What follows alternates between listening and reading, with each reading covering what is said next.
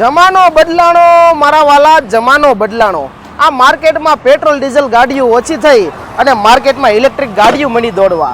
તમારે પણ 5 litre petrol બચાવવું છે મારા વાલા, તો વયાઓને વરાછા બિગઝમાં. આ ઇલેક્ટ્રિક ગાડી એટલી મજબૂત છે કે 3 જણા બેહીન ધબધબાટી બોલાવો. એ રિક્ષા પાછી વાળી લે, રોંગ સાઈડમાં નહીં જવા દઉં. હાલો, રિક્ષા તો પાછી વાળી લીધી, હવે તમે બધા પાછા વળી જાવ બાજુ.